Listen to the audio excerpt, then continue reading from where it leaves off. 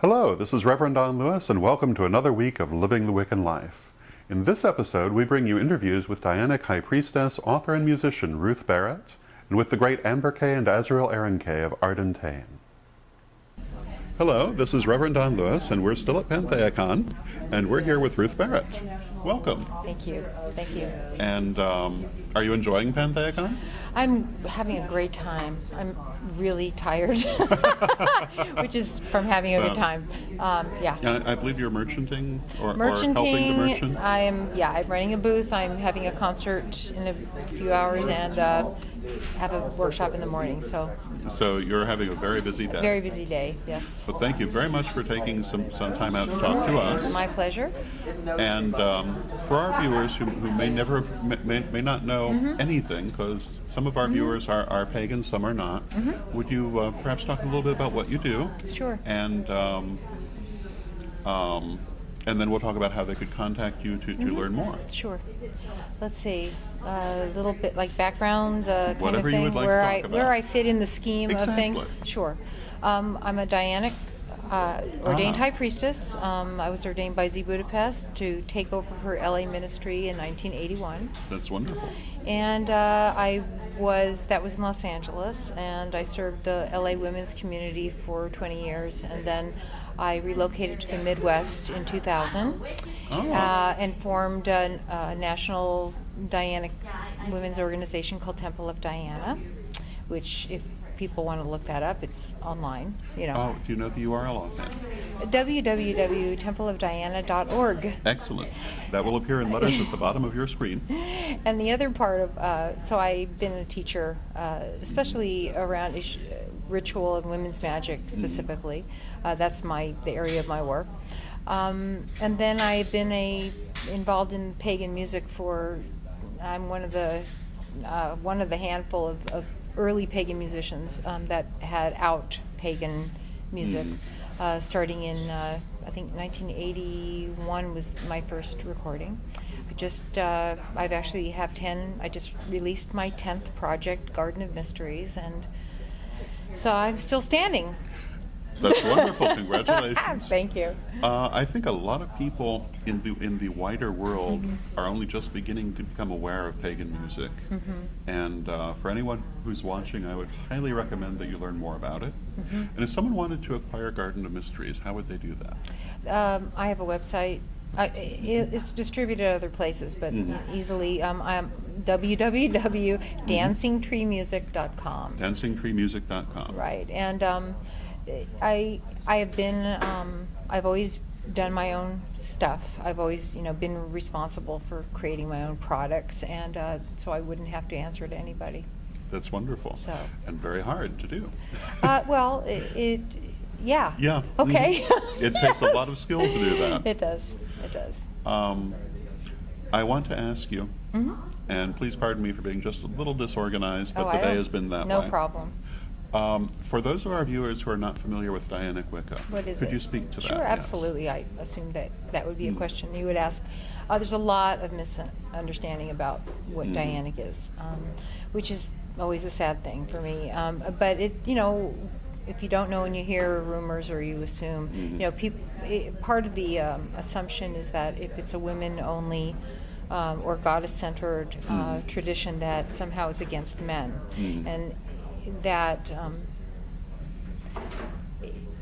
it's not the case. It's not about men. That's the part that's true. It's just not about men. It's not against men. It's not about men. Just like there's men's mysteries, which are not about women. Exactly. It's the same thing. So so anyone out there who's afraid that Dianics are anti-male is mistaken. I'm not saying there may be individual people, because there's always going to be the few that are the stereotypes, right? But just like there's bad people in the world that represent religions that are very in theory are good. However, that's not the purpose of it. It's not reactionary. It's not about. It's about the special aspect of feminine mysteries. It is, and not anything about anybody else's mysteries. That's right. It's about that. And so someone, for example, could be Dianic and also have share a different tradition with a male partner, or with a son, or or create a family tradition that's appropriate to then those mysteries. Okay. Wonderful. So I really Dianic tradition, which it's basically credited to Z Budapest as being who revived it. She doesn't claim to have created it, because women's mysteries is as old as time, where women would have exclusive rights that have to do with birth and death and childbirth and menopause and menarche and those types of what we call the blood mysteries. But there's also we live in in the 20th century and the 21st century.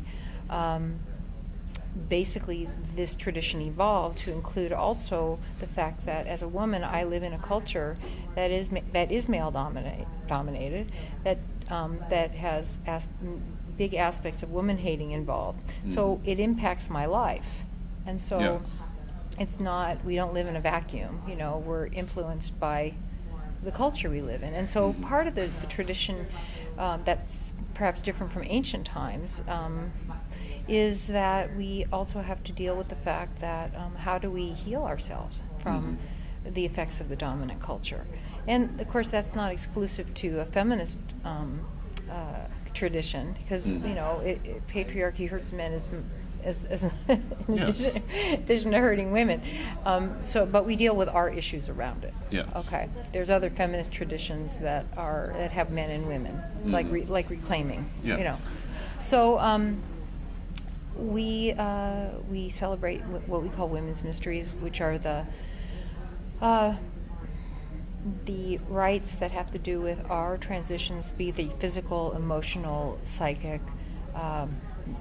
Not only because this is where we live, this body, okay, but the fact that we also live again in this culture and work to heal from the effects of this culture. And who would we be without it if we were free?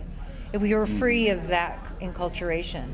So it's evolving. It's always evolving. That's wonderful. Yeah. I think the worst mistake people make is when they look to their spirituality to not evolve and think that it should be perfect and never changing. And that's not what spirituality is at all. It's a very foreign concept to me. I didn't grow up with that kind of notion. I think when we even use the word tradition, people think it's something fixed. Yeah.